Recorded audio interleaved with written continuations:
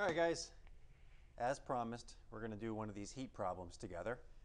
And we'll start off with a doozy. This is a 5-step heat problem.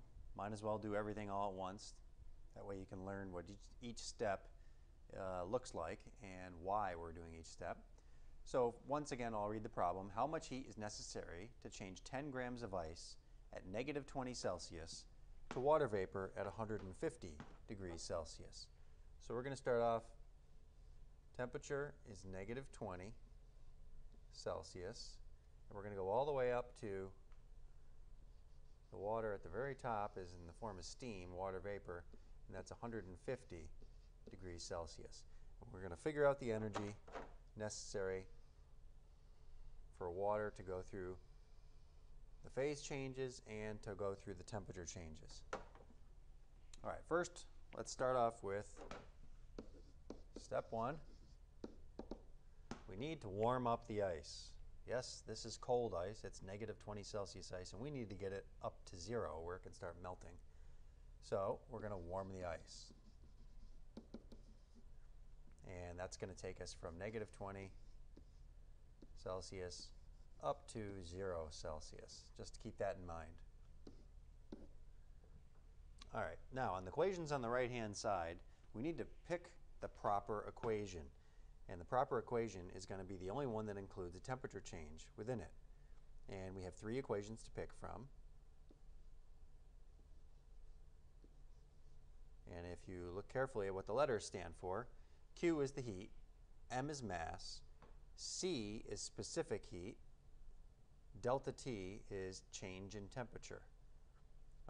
Mass for the second formula, and heat of fusion, and mass and heat of vaporization. Heat of fusion and heat of vaporization are these concepts here when we're changing phase. So we're not going to use those 2 formulas for this first part. We're going to use the one where temperature changes. So Q equals MC delta T.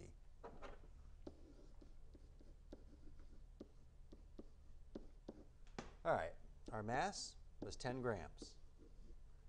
Our specific heat is for ice, and it's different for the different phases of water.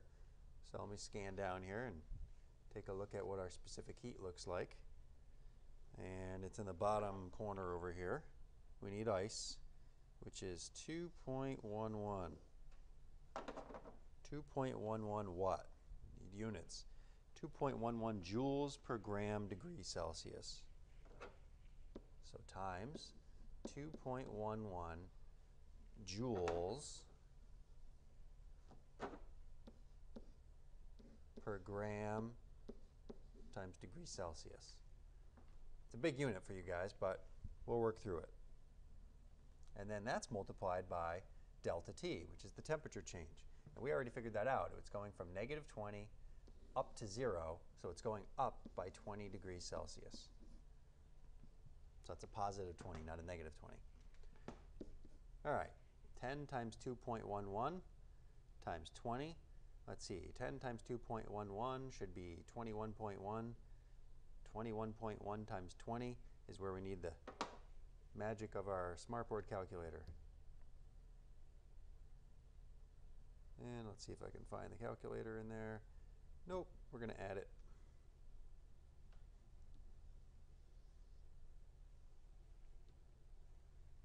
Okay, so 21.1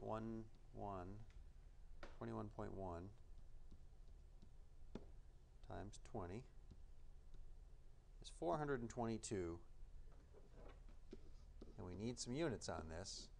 So let's figure out what happens. All right, we have grams on the bottom of a fraction right here and a grams on the top. They're going to cancel. And we have a degree Celsius also on the bottom and a degree Celsius on the top. They're going to cancel. And that leaves us with just 1 unit left, and that's what we want, which is a heat unit, joules. So there's our first number for the first step. Now let's go on to the second step.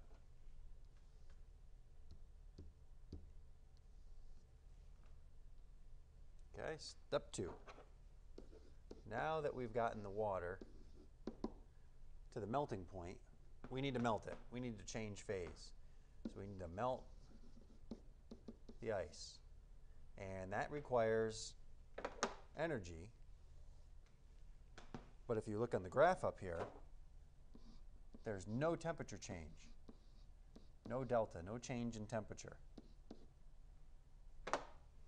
And so we need a formula that does not show a temperature change and one that shows ice in melting. So we need to look at these two formulas. And let's take a look down here. We got energy gain during melting and freezing. That's what we need as far as numbers go. We're not vaporizing or condensing. We're not doing that. And the proper formula for that is not vaporization. That's what the V stands for right there. It's fusion. So heat of fusion is our formula. Q equals MHF.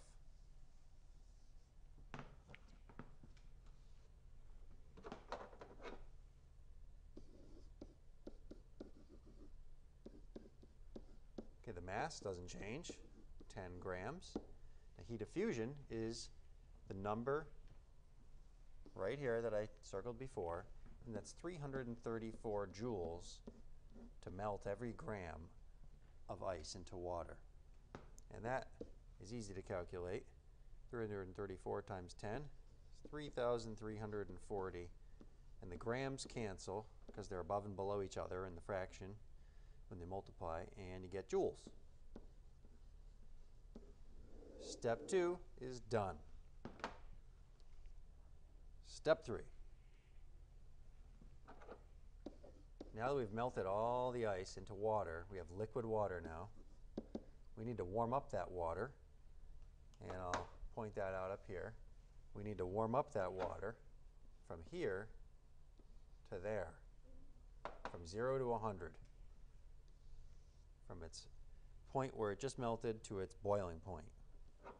So we need a temperature change from 0 all the way up to 100 degrees Celsius.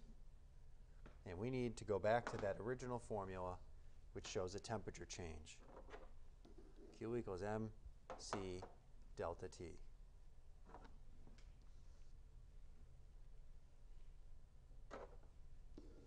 So here's our formula. Mass times specific heat times change in temperature. All right, our mass, still 10 grams. Our specific heat now, we have to check because it's liquid water now. It's not ice anymore. And liquid water has a specific heat that's actually much higher than it is in the ice form. It's 4.18.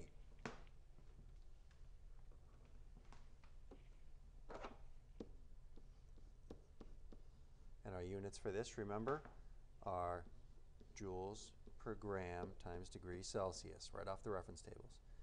We've got to multiply that by the temperature change, delta T, which is going from 0 to 100, so it's a positive 100 degrees change. And now we can solve our problem here for step 3. So 10 times 4.18 is 41.8, and 41.8 times 100, 418, 4,180. And the units, let's see, G cancels with G again. Degrees Celsius cancels with degrees Celsius and leaves us with joules. Let me write this a little bit bigger so everyone can see. 4,180 joules.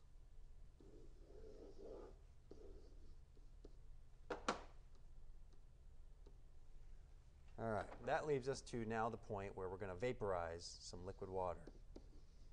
Step 4. Let's take a look up on our graph up here. Step 4, we need to move from this point. We need to vaporize the water all the way over until all of it's vaporized at that point. And there's no temperature change. You can see the graph is flat. All right, so let's first figure out what formula we're going to do. We're going to vaporize the water into steam, to water vapor. And we need to go through no temperature change, so let's take a look at our formulas here. And we already used this one up for melting the ice. And so now we're going to switch to the one where we're vaporizing. And that's a much bigger number, 2,260 joules for every gram of water that you have to vaporize. So our formula looks like this. Q equals mHV. The mass hasn't changed, 10 grams. And heat of vaporization was that big number, 2,260 joules for every gram of water that's vaporized. It's a lot of energy to vaporize water. And this we can also do in our heads. Just add a 0 onto the 2260. We get 22,600. And the reason why the joules is there is because, once again, the G's are above and below each other when you multiply. So it leaves it with just joules. All right, we're almost there. Got one more step. Let's go back up and take a look what we have to do to finish this thing off. So now we're here, and we need to get up to there. We need to heat it from 100 in the steam form, in the vapor form, all the way up to 150. And so that requires a temperature change. And so we're back to our temperature change formula. Q equals mc delta T. And another thing, before I slide down farther, we need the specific heat, which is C, for water vapor. And let's see, water vapor. It is 2.00 for water vapor. Slightly different than ice, 2.00. So let's put that down.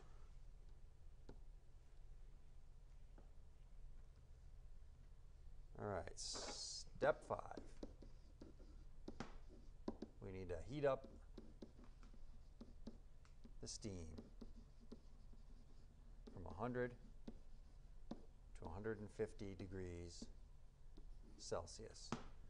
So we need that temperature change formula back. Our mass hasn't changed. Our specific heat, which is C, is now 2.00, remember that, joules per gram times degrees Celsius. And our temperature change is from 100 to 150. So it's a positive 50 degree change. Now we just do the math. 10 times 2 is 20. 20 times 50 looks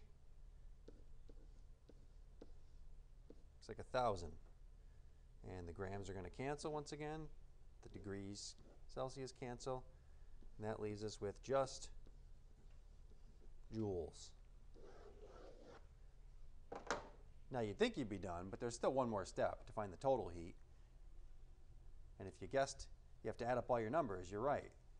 So we have to add up our 422 plus our 3,340 plus our 4,180 plus our 22,600, big number there to evaporate water, plus our 1,000. So I'd like you guys to stop the video here, go ahead, grab a calculator. You can use the calculator on your computer and add up 422 plus 3,340 plus 4,180 plus 22,600 plus 1,000. And then we'll check this after the video is done. But you can add these numbers, it's not hard. And don't forget your answers in joules. All right, hopefully you guys